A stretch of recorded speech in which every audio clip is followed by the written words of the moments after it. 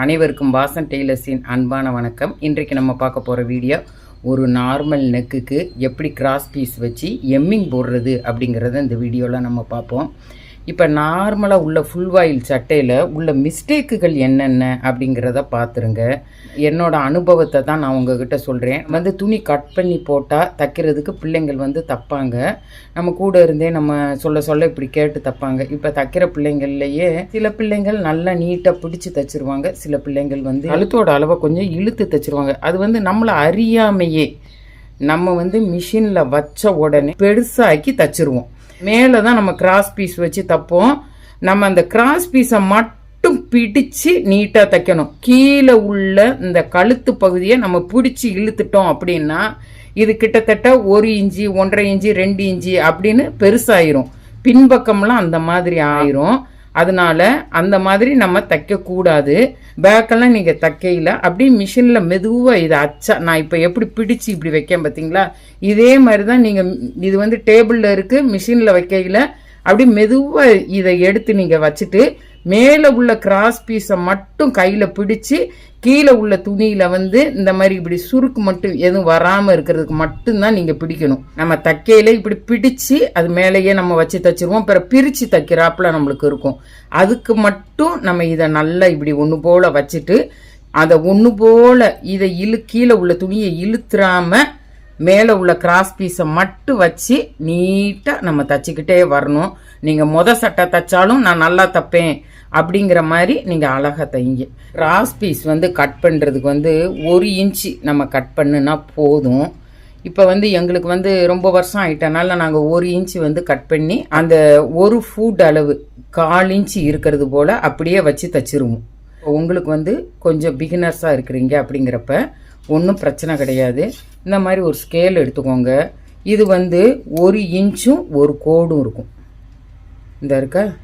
இந்த ஒரு கோடு இருக்கும். நீங்கள் எக்ஸ்ட்ரா அதை வச்சுக்கோங்க. அதனால் ஒன்றும் இல்லை. இது போல் வச்சு இந்த ஒரு ஸ்கேல் அளவு கரெக்டாக மட்டமாக வச்சு ஒன்று போல் கோடு போடுங்க.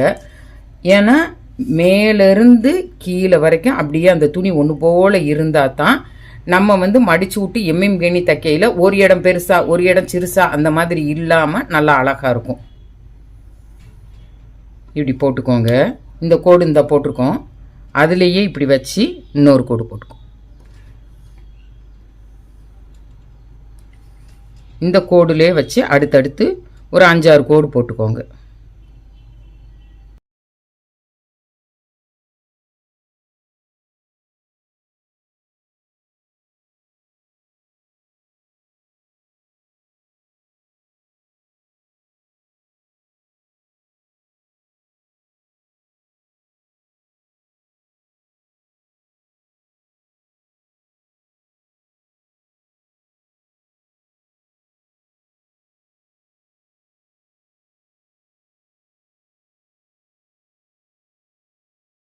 இதை நம்ம கட் பண்ணிக்கலாம்.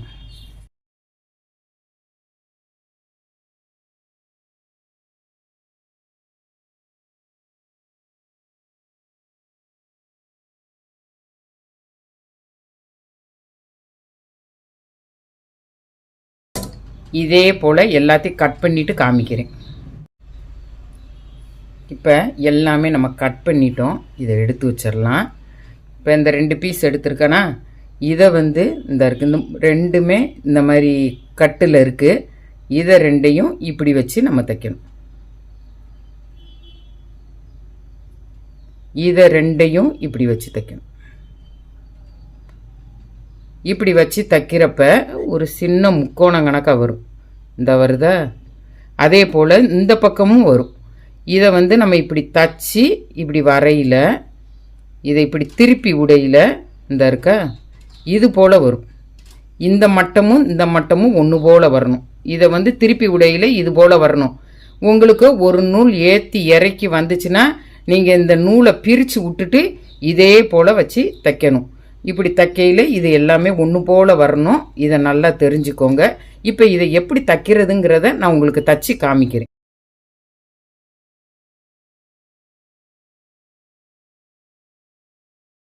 இது போல் நம்ம தைக்கணும். இந்த மட்டம் இப்படி ஒன்று போல் வரணும்.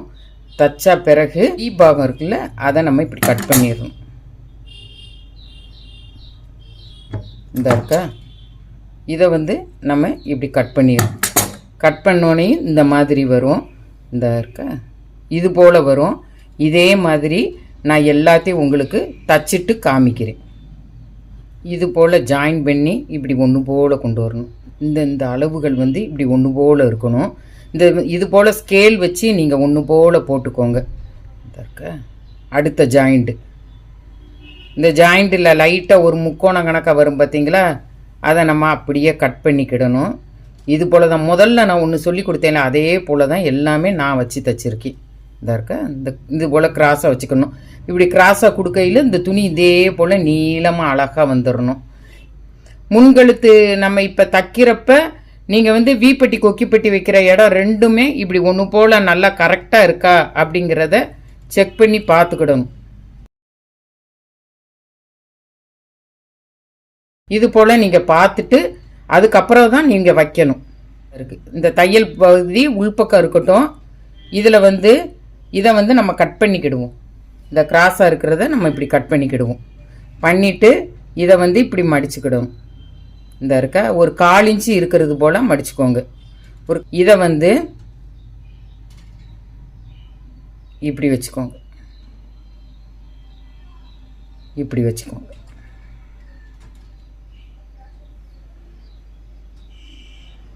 இப்படி வச்சு இந்த இடத்துல 1/4 இன்ச்சு இருக்கிறது போல் அந்த ப்ரெஷர் ஃபுட்டில் வந்து ஒரு கைடு அளவு 1/4 இன்ச்சு இருக்கிறது போல் வச்சுட்டு அப்படியே நம்ம மெதுவாக தச்சுக்கிட்டே வரணும். 1/4 இன்ச்சு இருக்கிறது போல் நம்ம தச்சுக்கிட்டே வரணும். அந்த அளவு வந்து இந்த இருக்குது பாருங்கள். இந்த அளவு நம்மளுக்கு அப்படியே இருக்கணும். நான் இப்போ உங்களுக்கு போட்டு காமிக்கிறேன் பாருங்கள். இந்த இதே போல் உங்களுக்கு இந்த கோட்டு மேலேயே நீங்கள் தச்சுக்கிட்டே வரணும். இந்த துணி மேலே இதை நீங்கள் இப்படி வச்சு தைக்கணும்.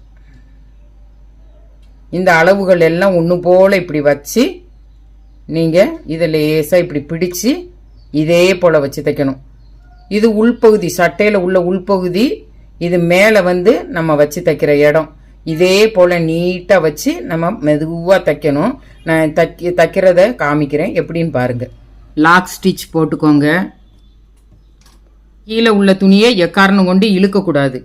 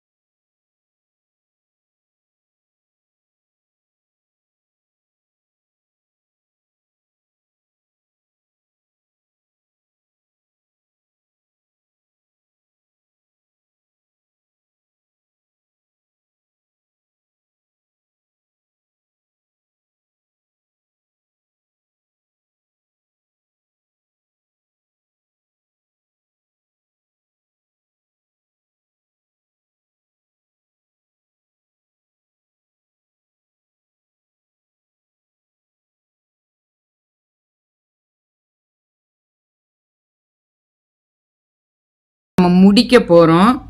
முதல்ல ஆரம்பிக்கையில் ஒரு 1/4 இன்ச்சு மடித்து விட்டு முடித்தோம்ல, அதே போல் மடித்து விட்டு அது மேலே வச்சு தைக்கணும்.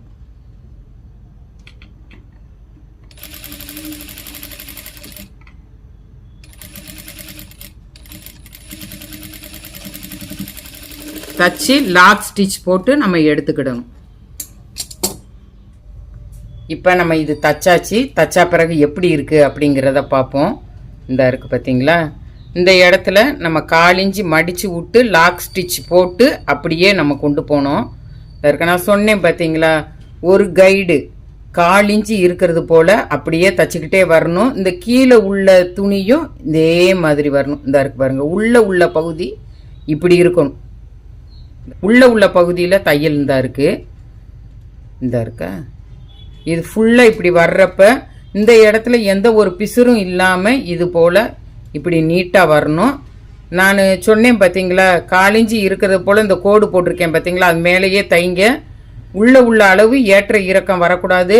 அதே போல் நீங்கள் இந்த துணி 2ஆ மடிச்சிருக்கோன்னு சொல்லிட்டு ஒரு துணியை விட்டுறாதீங்க. 2ஆ மடித்த அந்த அளவை ஒன்று போல் இது மேலே வச்சு நான் தைச்சது போல் நீட்டாக மெதுவாக தைங்க. இதில் வந்து ஒரு சின்ன கட்டு கொடுத்துக்கிடுவோம்.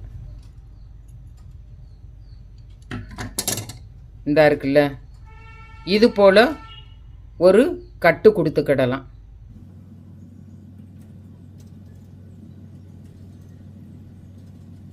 கட்டு கொடுக்கையில் நீங்கள் பார்த்து கொடுக்கணும். சிசரில் வந்து முனையை வச்சு நீங்கள் கட் பண்ணுங்க. அதுபோல் தைக்கையில் அடியில் வந்து எல்லா இந்த சட்டை துணியை சேர்த்து பிடிச்சு தைச்சிடாதீங்க. இந்த இருக்குது பார்த்தீங்களா, இந்த கட்டு கொடுத்தாச்சு. இது போல் கொடுத்துக்கோங்க. இந்த தையல் வரைக்கும் வந்து கொடுத்துடக்கூடாது. நல்லா கவனமாக செய்யுங்க. இப்போ முன்னாடியும் கட் பண்ணிவிட்டு காமிக்கிறேன். 4 இன்ச்சு இருக்கிறது போல் தைச்சிருக்கோம்ல, இதை இப்படியே திருப்பி பதிவு தையல் நம்ம போடணும். இந்த பதிவு தையல் போட்டோன்னே இது ஆட்டோமேட்டிக்காக இப்படி உங்களுக்கு மடங்கி வந்துடும். இப்படி மடங்கி வர்றப்ப இந்த இடம் உங்களுக்கு எம்மிங் பண்ணுறதுக்கு கரெக்டாக வரும். இந்த எம்மிங் பண்ணுறப்ப இந்த உள்ள துணி இருக்குது பார்த்தீங்களா, அது வெளியே எக்காரணம் கொண்டு தெரியக்கூடாது. இந்த இருக்க நான் மடித்து காமிக்கிறேன் பாருங்க. இந்த உள்ள துணி வெளியே தெரியக்கூடாது. எம்மிங் பண்ணையில் நல்லா அழகாக இருக்கும்.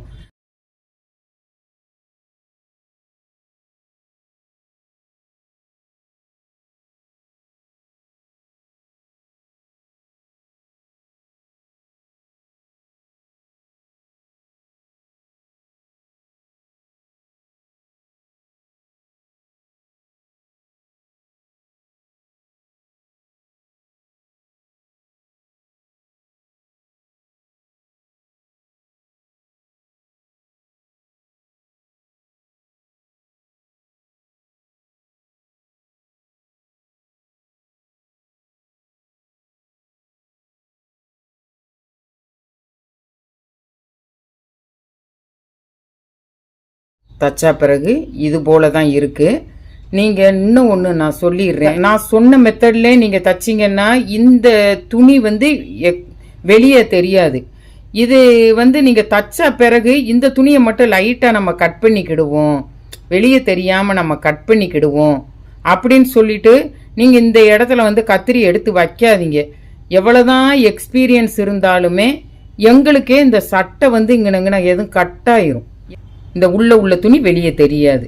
நல்லா நீட்டாக முடிச்சு போட்டு எம்மிங் பண்ணிட்டோம் அப்படின்னு சொன்னோம்னா ஒரு தடவை நம்மக்கிட்ட தைக்க கொடுத்தவங்க திரும்ப நம்மளை தேடுவாங்க. இப்போ எம்மிங் போடுறதுக்கு வந்து ஒரு நூலை வந்து உள்ளே கொடுத்துட்டு இந்த இருக்கு பாருங்க, ஒத்தையாக போட்டுக்கோங்க.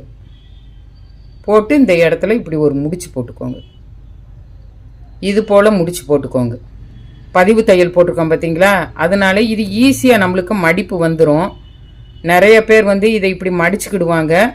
மடிச்சுட்டு இந்த இருக்கு பாருங்க, மடிச்சுட்டு இதை இப்படி வச்சு அப்படியே மிஷினில் நீங்கள் தச்சு கொடுக்கறனாலும் கொடுக்கலாம், எம்மிங் போடனாலும் போடலாம், உங்கள் விருப்பம்தான். எம்மிங் போட்டால் நல்லா இருக்கும். அதுக்காக நான் எம்மிங் போடுறது எப்படி அப்படின்னு சொல்லி கொடுக்கேன். இதில் இது போல் சின்னதாக குத்தி இந்த மேலேயும் இது போல் குத்தணும். குத்தி முதல்ல இது போல் எடுத்து முடிச்சு போட்டுக்கோங்க.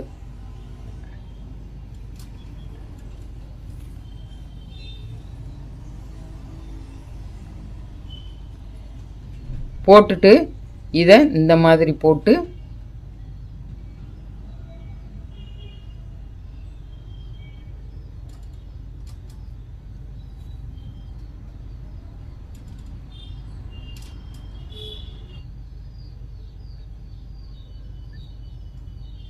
இந்த இருக்கு பார்த்தீங்களா, இந்த ஊசி வந்து சின்னதாக இப்படி தெரிகிற மாதிரி நீங்கள் வச்சுக்கோங்க. இந்த இடத்துல வர்றப்ப இப்படி சின்னதாக தெரியணும். இப்படி பெருசு பெருசாக குத்தி அப்படியே கொண்டு வந்துடக்கூடாது. நூல் வந்து அப்படி அசிங்கமாக பெருசாக தெரியக்கூடாது. அப்பெல்லாம் நல்லா இருக்காது. வச்சு இந்த இடத்துல இப்படி முடிச்சு போட்டு இப்படியே கொண்டு வரணும். இந்த இருக்கா, இந்த இடம் நம்ம தையல் போட்ட இடம் பாருங்கள் எப்படி நீட்டாக இருக்குன்னு. வட்டம் நல்ல ஷேப்பாக அழகாக வரணும்னு சொல்லுவாங்கள்ல, அதெல்லாம் இதில் நல்லா வரும்.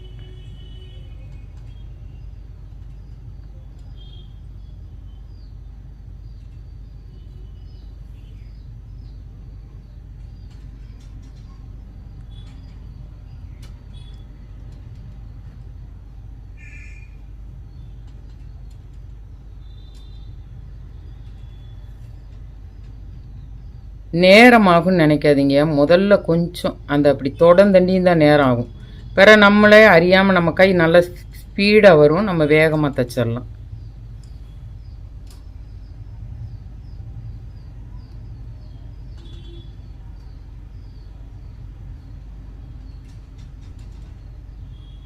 இப்போ கழுத்து வந்து வளைவில் போகுது.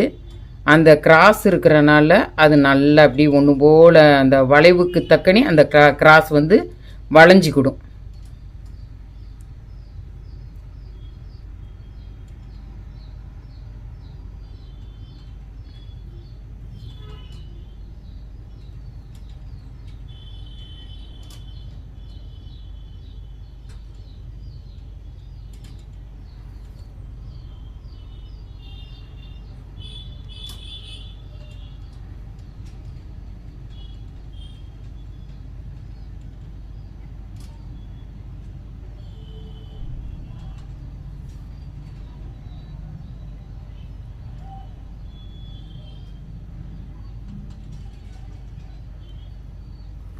அளவுகள் நல்லா ஒன்று போல் குத்தி குத்தி தைங்க. ஒன்றை பக்கத்துலேயும் ஒன்றை தள்ளி தள்ளி குத்தி குத்தி தைக்காதீங்க, நல்லா இருக்காது. அதுபோல் ரொம்ப துணி எடுத்து எடுத்து குத்தாதீங்க. அந்த குத்துறப்ப சுருக்கு பிடிச்சிடக்கூடாது, துணி வந்து சுருக்கு வந்துடக்கூடாது.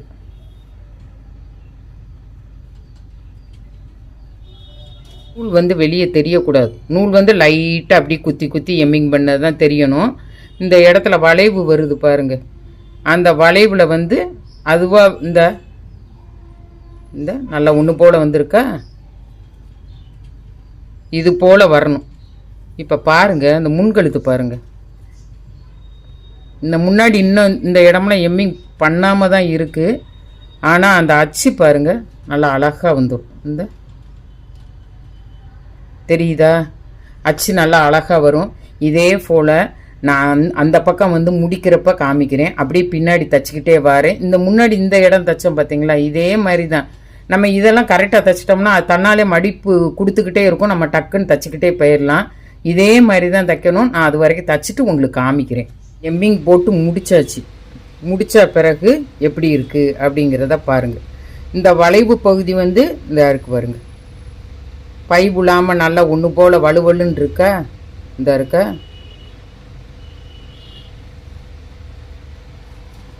உள்ளே பாருங்க, இது போல் நீட்டாக இருக்கணும். அந்த உள்ள துணி வெளியே தெரியக்கூடாது. நீங்கள் இப்படி தைச்சி கொடுத்தா தான் வெளியில் இருக்கிறவங்களுக்கு வந்து நல்லா பிடிக்கும். நம்ம பிடிக்கிற மாதிரி தைச்சி கொடுத்தா தான் அடுத்தடுத்து நம்மக்கிட்ட துணி கொண்டாந்து கொடுப்பாங்க. இந்த இருக்க இந்த மாதிரி கொண்டு வந்து இந்த இடத்துல நல்லா முடிச்சு போட்டு நிப்பாட்டி கொண்டு வரணும். உள்ளே இது இப்படி இருக்குது, வெளியே திருப்பையில் எப்படி இருக்குங்கிறத பாருங்கள். பை புலக்கூடாது. இந்த இருக்க வளைவு நல்லா இருக்கா. இப்போ இதனோட அளவுகள் எப்படி இருக்குங்கிறத பார்த்துருவோம்.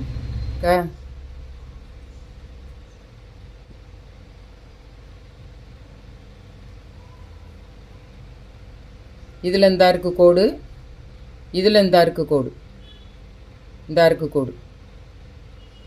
அளவுகள் வந்து வித்தியாசப்படக்கூடாது. நான் மாறி மாறி அதைத்தான் சொல்கிறேன். அளவுகள் வித்தியாசப்படுற மாதிரி தச்சிடாதீங்க. முதலே நம்ம அதை புரிஞ்சிக்கிட்டோம்னா நம்ம அதை அதுக்கு தக்கனி பிடிச்சு தச்சிடலாம்.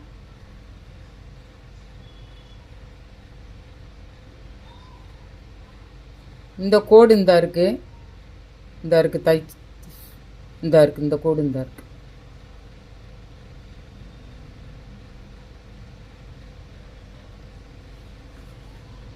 இப்போ முன்னாடி பிடிச்சு காமிக்கிறேன்.